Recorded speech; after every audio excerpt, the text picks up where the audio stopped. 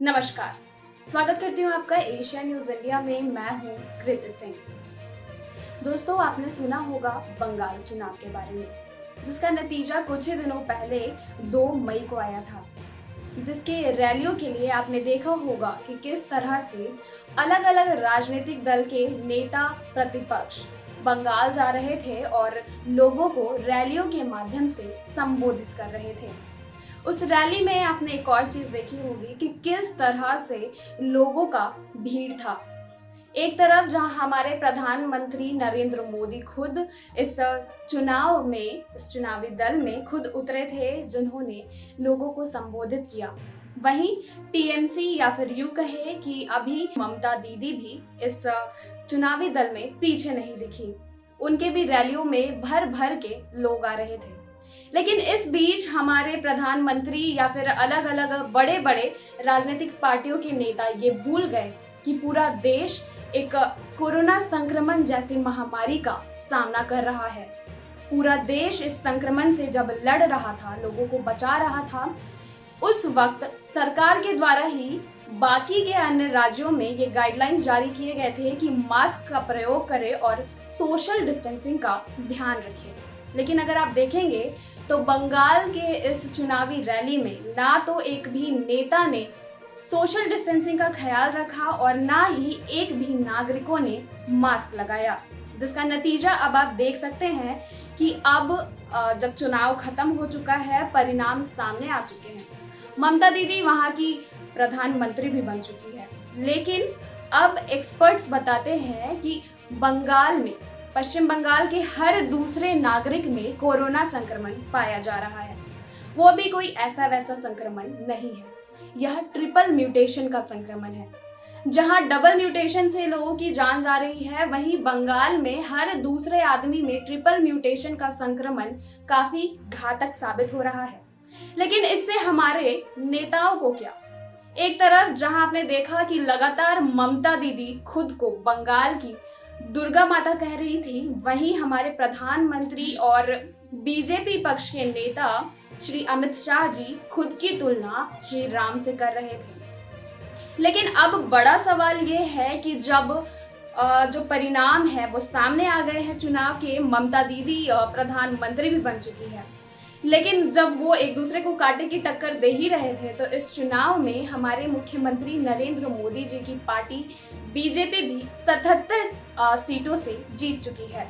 लेकिन बावजूद इसके आप देख सकते हैं कि सोशल मीडिया पर कुछ इंसानियत को शर्मसार कर देने वाली तस्वीरें और वीडियो सामने आ रही है, जिसमें साफ तौर से ये देखा जा रहा है कि बीजेपी के कार्यकर्ताओं को, वीडियो में ये बताया जा रहा है कि जो शख्स है, जो लोग हैं, वो बीजेपी के कार्यकर्ता है, उन्हें किस तरह से जानवरों की तरह पीटा जा रहा है, बच्चों को भी सताया जा रहा है। इतना ही नहीं, बीजेपी के जो कार्यकर्ताओं की पहचान हो रही है, उनके घर की महिलाओं के साथ दुष्कर्म किया जा रहा है और जोर जबरदस्ती करके उन्हें पीटा जा रहा है।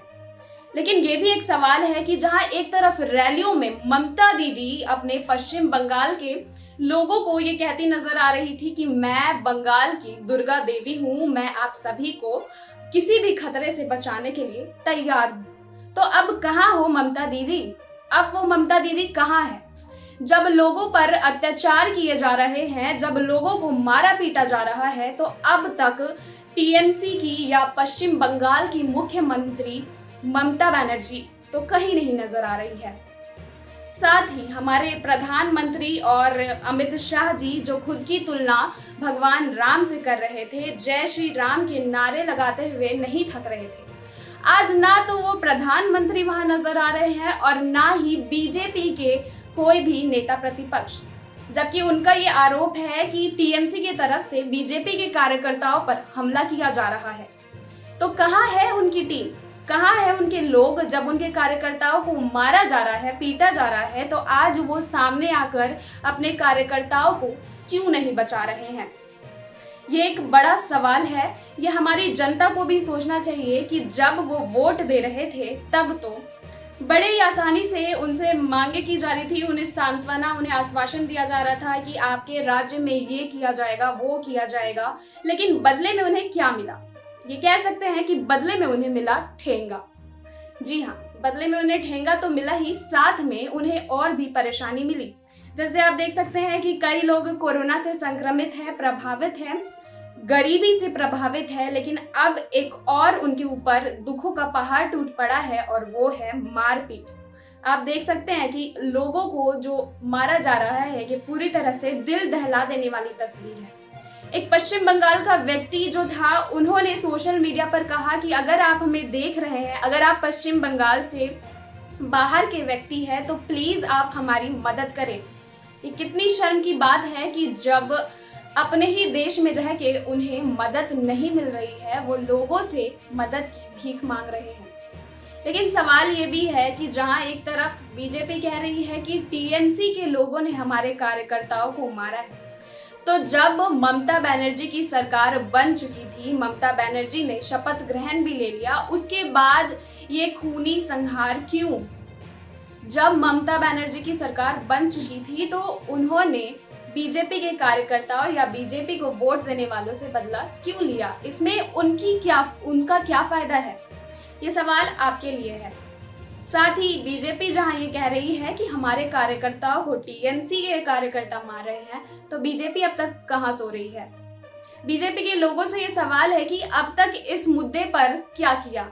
ना तो किसी मीडिया में इसे दिखाया जा रहा है और ना ही कोई भी एक भी शख्स इस पर कार्रवाई कर रहा है। अगर आपको भी ऐसा ही लगता है कि इसमें कुछ तो बड़ी बात है, तो प्लीज अपनी राय हमारे कमेंट सेक्शन पर दें। बाकी की तमाम जानकारियों के लिए जुड़े रहे एशिया न्यूज इंडिया के साथ। मैं कीर्ति सिंह, रांची।